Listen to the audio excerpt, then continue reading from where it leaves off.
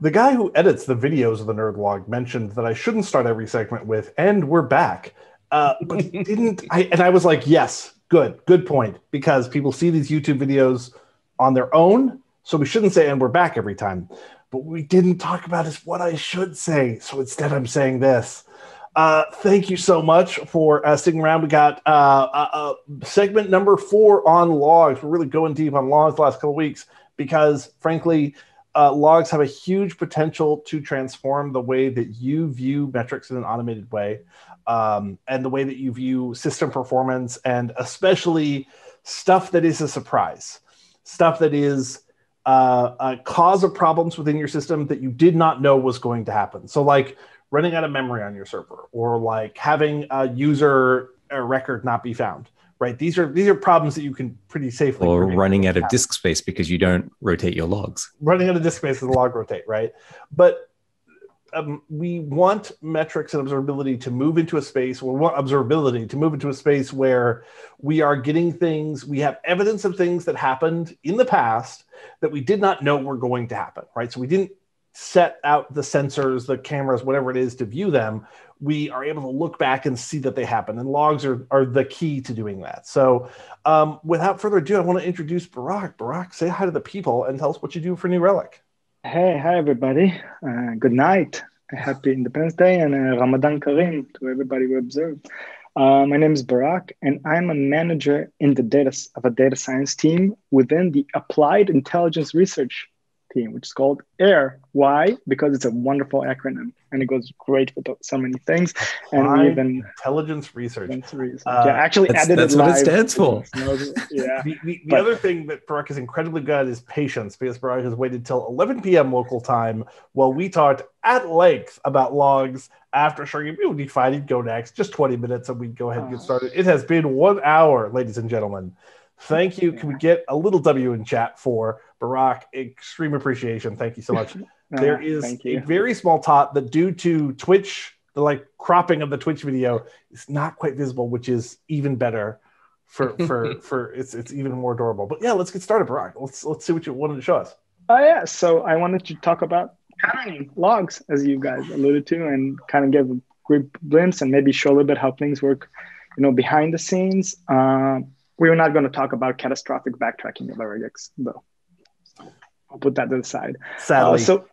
Yes, but we can decide not to talk about it over and over again if we want to. So I want to get very, very cleanly what it is that we do when we do patterning. So number one is we take a random set of messages, and the first step what we do is what we call masking. Is we use some a priori knowledge, and we just take things that we know don't impact whatever it is that you're trying to see. Looking at UUIDs doesn't really usually mean a lot for you. And if you need to search something, you have the whole breadth of the logging experience to search for a specific string. But if you're looking at a stream of events, probably a UUID is something that has high cardinality, which means it's always changing and it doesn't mean anything. Also, daytime probably doesn't mean anything for you looking at the pattern over daytime, because you're actually looking at the stream of events over daytime. So these are basic things that we try to remove from actually patterning before trying to use the more advanced stuff. And the next part is that we look at logs and we kind of look, between these two messages, this part is the only thing that changes. So I'm going to assume, which means our statistical machine learning model, is going to assume these are coming from the same pattern, from the same log emitting, which is not exactly the same thing, and kind of construct this pattern. And when you go to the UI, that's what you're going to see. And I think if you really want to get a sense of what's going on and where the complexity comes and goes, is going back to that wonderful example you showed with Kafka, with the Air AOps, which is, by the way, ROps. And if you kind of go back, and we know that this specific, by the way, fixed pattern doesn't have anything that changes over time. Yeah, it's shown so much more than other ones. But if you kind of roll back and look at all your messages, you kind of see a reasonable stream, right? So if you think about it, logs are just stream of events. It's true that each event has a lot of context, or not, depending on who wrote the log message. It's true that some events content repeat over time. Sometimes starting app, something you will see every time a Docker container gets recycled, right? It's the same message as anything else. Maybe it's decorated with other things, but the message itself, it's still repeated. So if you look at this entire stream of messages, there's some more activity here. There's a lot more activity here, but it doesn't give you the answers of what's going on. Moving back to this wonderful view, yeah, we know some things are like, whoa, this is not how we want things to look like. And if we kind of drill down, we see that all the other messages are, they probably all do have some kind of seasonality, but we can't even see it because of the first one. Being drowned out by that more loud signal. Yeah. But if you hit everyone, like a single one, you can actually see it go down. Oh, this stopped like an hour ago. So this is 6 hours worth of data. So you're actually seeing something. And here's like a great example, right? The UUID doesn't really matter for you at all, right? It doesn't change your understanding of the subject. And some other things might be due. Maybe the partition changes, the offset, maybe it matters, maybe it doesn't. It really depends, right? And of course, our model is never perfect. They're all statistical models, but they're very useful. So the idea is that we have tons of data coming in one giant stream. We like to call the river because, there's so much data that Relic gathers every day, if not a stream. And we try to break it up into bunches of streams of data that make a lot of sense for you. As we do this, we're trying to make this actionable. We're trying to make this, more contextual. And as we said, there's a couple of examples of what actions you could do, like cost saving, like alerting, like even just getting an understanding of how your entire, like if you pull logs from all your services, kind of get like an overview of how your entire system behaves, which is something that's not easily done, even with APM and transactions, the way you can do it with logs, get like one holistic view of everything. So there's a lot of good use cases. I can give you that one of our test customers actually used patterns. The guy who worked and using Relics, he doesn't care about performance. He doesn't care about cost. He's in charge of compliance. And he mandated a specific log format.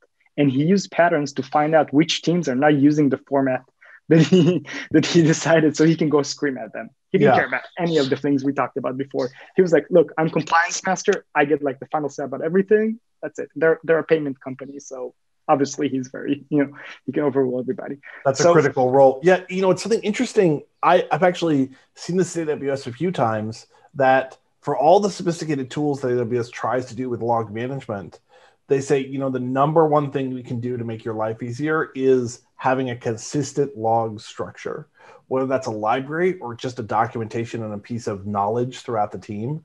And so the ability to look and see, hey, which teams are sending data that is outside of that structure, so nice. Yeah. And of course, given that today you use so many third-party and open source libraries which have their own format, it's always a challenge. Even if you do have something that's out of sync, is to find out where it's actually coming from, like Nginx, something like that. So there's a lot of like good things to do. And as we kind of touched about, so there are some values that we mask, like UUID, but there's some values that we mask and extract, like this IP address. So whenever there's IPs, you can see we actually pull them out. And there's a couple of values that we do that. And I, again, reach out to all our users. There's a really nice feedback button here. Whatever you think that can make this feature better, don't be afraid to write it down. I 100% guarantee I will read them all. I love that. Yeah. So, and I have done so far. So the machine learning model stays at 100% reading of all feedbacks. So that's kind of like the gist of what we're trying to do. So if we kind of like take a step back and go back to my stream analogy and river. So we can have one pattern. It's dot star, right? Or dot plus if you're thinking regex, right? And it'll encompass all your logs, but it's not going to make any difference. Or you can have a pattern per every single message. That's probably just going to give you the ones that are fixed. But if you have a daytime where you're doing anything that matters, that's not something that's going to be actionable to you. So you are going back between some kind of too many patterns and too few patterns. So you have to think about, and this is not talking about how we build the patterns. Just if you take like a bird's eye view of all the streams of data coming in, you won't have a good number of streams, right? So we're thinking about like, what are those things that make up good streams of data, right? So there's really good, two good examples. And again, this is me, developer side, just doing everything in markup. I don't do usually. I do love a good Jupyter notebook though. I'm much the same. All my notes and everything goes into notebooks. So yeah, I'm going to try to do if we have time some live running. But so what is a good pattern? So a good anchor to knowing a good pattern is if you can inverse function the log emitter. Like for every line that says log info or log debug or log error in your code, you can create a pattern. That's something strong, right? Because it gives you like a really good, it gets a resonating and a sounding, correlation between what's happening in your code and what's happening in your data, right? But if you kind of go back and look at Julian's great example with log installer, Nginx only has one log emitting log, which is the access log. Right? It's just one format. It's just one line of log. It never changes, right? So if showing the generator function of a Lexus log is not that valuable, right? So it doesn't matter that we look at that stream and figure out things that we can get value from, like, oh, this IP captures 70% of all my messages. This is something worth looking into, right? We have something that's health checking, too many times, and now it's adding more logs, and I don't need that. So how do you walk that line between, like, I'm pretty far from an ML expert. I would liken myself to a layperson, but how do you walk that line between too many clusters where you're just saying this is an individual log line and too few clusters where you're not really delivering that value? How have you been able to calibrate that? Yeah, so let me take like two introduction steps, and then I'll reach that one. So the number one thing to think about is that there's two forms of machine learning generally in the world. There's three. The other one's reinforcement learning. Not going to touch about that, but it's called supervised and unsupervised learning. Supervised learning is when we give you an example and say, this is good, this is bad. I give you I drive through the neighborhood and I tell you exactly the cost of every house in your neighborhood. And this one has 7 bedrooms, and this has 5 bedrooms, this one has two bathrooms, and you can kind of build a model based on the attributes of a house, how much it costs. On unsupervised, you don't know, which houses, how much they cost, but you do know that if 2 houses have the same number of rooms, they're kind of like close to each other, right? And that's the idea when you look at text, right? If we have, and by the way, we do have both methods to work with patterns, right? But when it comes to text, if I have some way of knowing these 2 patterns are good patterns, then I can train my model to kind of go back and forth and zero on those good examples.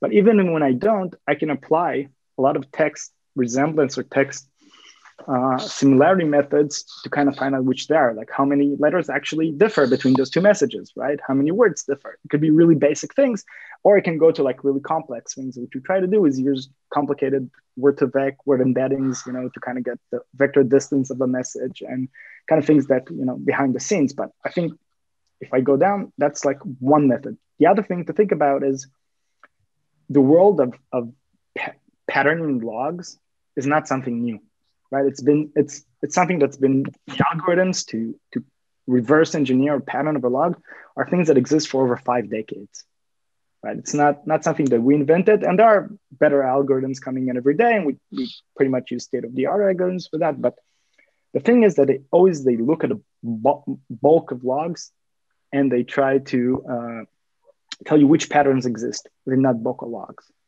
But that's not what we do, right? We have a stream of logs coming in. Yeah. So if we think about, I have a bunch of logs that I took from the last 3 days, yeah, but there could be something different coming in on day number 4. So is that something different? If you kind of take like the last 4 days, you would have built a different set of, patterns of templates or generator functions, here you want to call them, then it's not actionable code because I can't alert on them because they're changing by themselves, right? So what we had to do is not only think about what is like on the scope of too many patterns, too low patterns, too low number of patterns to work for, but also which patterns are going to stay stable over time. So when you do define an alert on them, that alert is going to capture the same stream as it move along. And that stream is not going to mutate as you move along and kind of glimpse to another pattern or be somewhere outside the patterns we already found. So going back to how do we walk this line? Yeah, we have quite a few methods that we try to do. We use there's open source examples that you can download from the internet. We actually have human labeling where we took people from New Relic, built our own portal and give them examples and say, can you upvote or downvote? Is this a good explanation of the data? We use the unsupervised metrics of text similarity, including more complicated ones, like using word embedders. And also, a really nice thing is we're New Relic. We have APM. We can instrument the log function that we're running, and we can actually see the logs and see if we've done that correctly and reverse engineer that. Oh, yeah. So one of the things we did is we went to a couple of the teams within New Relic, asked them to instrument the log emitter function. And then we can actually compare if we built kind of similar, patterns from the raw data on, the log function. So we actually took this on a very different scale, but I think it's also important to note that the same set of, of parameters that give you the same set of resolution and depth to a customer may not be the right one for each customer. And it's important for us to get customer feedback, to get the usage, to tell us if this is good enough for you. We're doing this not because we have like a nice intellectual puzzle to solve. We're doing this because we know there's a lot of value to unlock for our customers. And we want to unlock more. We want to help define those signals. Yeah. So let's try to look at also some example of how this is being built. And maybe I can give like a bit of like raw, context to all these words I've been saying out of my mouth quite quietly. Here's a couple of examples, right? So my name is Barak. My name is Steve, and my name, if I want to be, a political figure, is Barak, but I added another letter. And if I try to build a model on this, it kind of makes sense, right? You kind of know where this is going, right? Let me play a little bit with the parameters and try to look at what logs I have. And I have one, hey, found out my name is Star. Yay, that kind of makes sense, right? Yeah. I'm happy about that, right? But if I kind of go back and say, wait, but I tuned this pretty bad, right? What is it going to be now? Will it be different? Probably no, actually, for this one. But let me find a better example.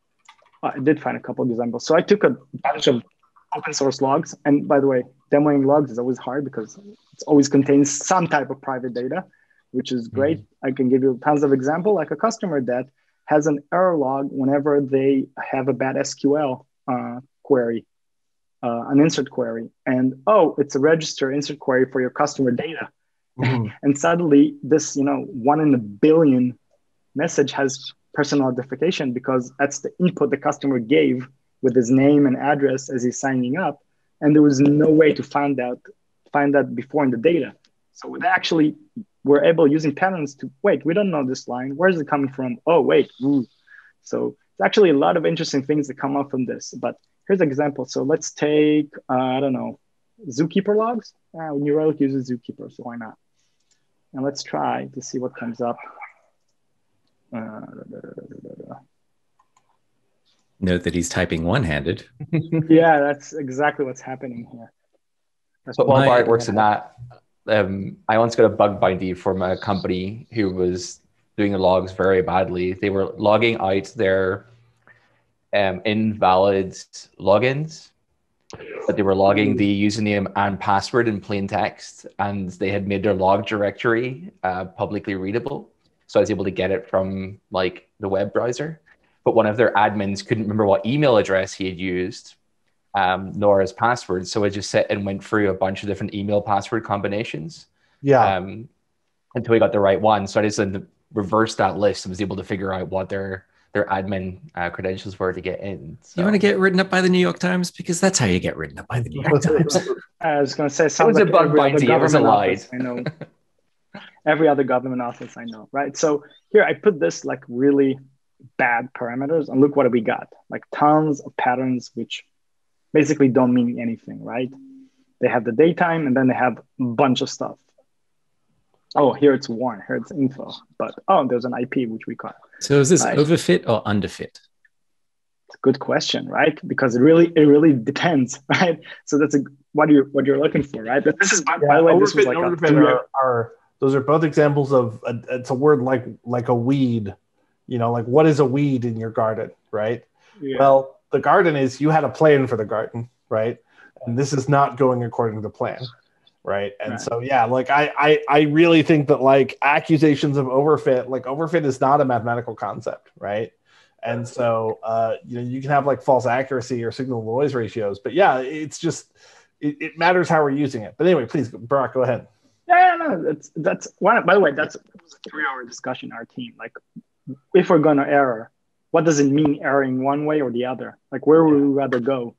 And trying to think that a good pattern and our only the truth is only the log emitter lines. It's not always good. For the example of access logs, oh no, I want those IPs. I want those user agents that pop up too recently, too much. So let's play with a little bit more, nicer numbers. Don't have to know what they are because they're all trade secrets, of course. But let's put here 23 and why not? Let's see what happens. Oh, this takes a bit longer. Not that it actually played out, but this looks much nicer, right? I don't know what this is, right? But this looks like a real pattern now, right? So we're doing this on our test customers, doing this using the 4 different methods of validation we got somewhere that's much nicer, much better built. And if you think about it, if you needed to have a human go over it, it's not like the most complicated, concept. You take 2 messages, you found out which part is like equal between them, which similar, which part isn't. You mark that part, and when the next message comes, you go, okay, if you're different in that part that's marked as a wild card or asterisk, oh, it's probably part of the same pattern. But if it's different on this word, it's probably part of a different pattern. But doing this at scale is a problem. And one of the things that make it a problem is like people say the logs is like a big world. It's a universe, right? It's like asking you, can you design a car? And you're thinking, well, does it have to be off-road? Does it have to be SUV? Like, what kind of car I have to assemble? And you start thinking one, and then somebody goes, oh, it has to drive on Jupiter as well. So that's logging is for you, right? You found out so many like amazing ways teams use logging and how they use it and what scale. So even if you think about like the question Julian said, will this model will work for that stream of data? It might, and it might be a good model for most streams. But this company sent all their logs with the same attributes, and they have 50 terabytes a day coming in with tons of variance. So even the question of what is a good model per account is not a really an easy question to answer. So we're saying like a lot of interesting things in terms of also the statistical complexity of the problem that we need to find out how we compare versus some base metric that, some customers are really good at segmenting their log data, or they're really good at adding attributes. We can actually get from the pod name, maybe, I don't know, maybe we can get from the log level and start breaking this down and get similarity. And some teams just send to S3 400 megabytes and just wait for our Lambda function to upload them directly. So gzip, did I say 400? I meant 400 gzip megabyte and upload them to our logging system. So it really differs. And I think one of the nicest things about what we've done here is finding a set of algorithms that works well across the breadth of the world that we're seeing as well. I can share a couple of other nice examples that we tend to show. So sometimes we get patterns, they're not as, wonderful, and like they fall on weird things like, oh, we looked at this delimiter, maybe for this account, we need to separate delimiters outside of the message, and then we get like the API to be star something versus looking at this whole path as one thing. Where will that break? Oh, we need to find URLs in a different account, things like that. So we're looking at a lot of interesting examples that we think like could be very, very useful. And you can see like also the different fluctuations matter, because if tomorrow morning we changed the patterning model, to change the statistical method, and we don't maintain that smooth stability, even if we have better patterns, now all your alerts might be a little bit wonky, and we haven't even discussed proactive detection when it comes to anomaly detection on those streams as well. So even anomaly detection can suddenly come, running way off. So it's a nice balance. It's really interesting, and I think that's all I have to go. But I'll be happy to give details if you think there's something that's worth diving in a bit more. I really love this. Barak, I want to have you back on the show to talk a little bit deeper into sort of how we use anomaly detection in our lives, and also to talk, I think in a couple months, once we've seen some people responding to what they're seeing, and like what feedback we get and how people are using it. Because I'm kind of fascinated what stories we're going to get as people dive into it. I'm also glad that we passed the threshold of children annoying or visiting the streamers, which is pretty good. That's good work. Yeah. But Is 6 people on stream the most we've ever had at one time? I think that might be close. Yeah. We haven't had anyone like come in with a birthday cake and singing quite yet. So we don't think we've had more than that on stream. But this has been such a great episode. We've gone so deep into logs, and I'm really encourage people to check out the other videos. They'll be linked in the YouTube descriptions, and we linked a couple of them in the channel. Now, my first few weeks, I would just like close the stream now, which is not a good thing to do. So we got to do our plugs. The most important is, if you're at the end of this video, you are definitely in the market for Future Stack. If you're finding this kind of discussion of metrics and that kind of deep work really fascinating, then Future Stack is for you. And I'm sure that our lovely producer, they are putting in, yes, love it. And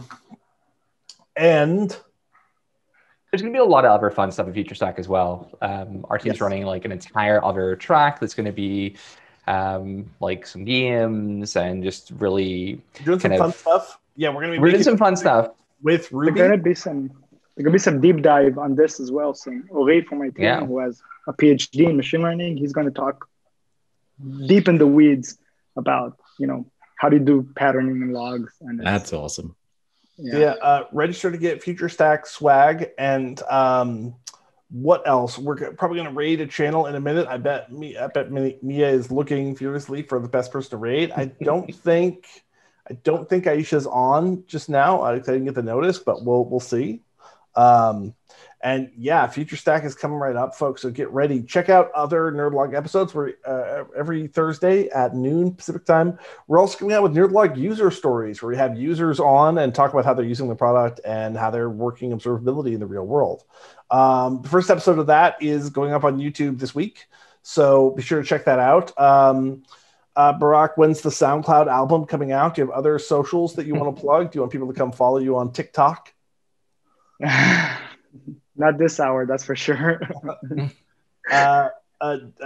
Julian, how about you got anything you need to plug while you're here? I mean, send us your log data. That's the obvious one. Use that single click install, send that log data over. We want to know what you think. Yeah, you can find Aaron, please go ahead. I know you got socials and stuff, and do drop them in. Yeah, mine is just I'm Aaron Bassett pretty much everywhere, apart from Twitch. There is another Aaron Bassett on Twitch. I think he's also me, and I've just forgotten what email address I use for the login. Yeah. So on Twitch, I am Aaron Bassett Dev, but everywhere else, I am incredibly unimaginative. So I'm Aaron Bassett on Twitter and GitHub and all those other lovely places. So please do give me a follow. And as for me, you can find me on Twitch, on Twitter, on GitHub at ServerlessMom. You can find me on TikTok at ServerlessMom. You can find me on Instagram at ServerlessMom. We do some fun stuff. We're building a computer from scratch on my own Twitch channel. Right now, we've made a bistable clock that's working. Where did you get a graphics card from? I am making a graphics card with breadboards. Wow. Yeah, it's a project called The World's Worst Graphics Card. I do like to show off the food that I get on stream. I wasn't hungry earlier, but right after this, I'm going to be eating this quesadilla. So I just wanted everybody to know that, so that whatever you're eating will seem bad. Thank you so much for coming out. And I think we're going to, I don't have suggestions for raiding. Aaron, do you have a thought of who we could raid?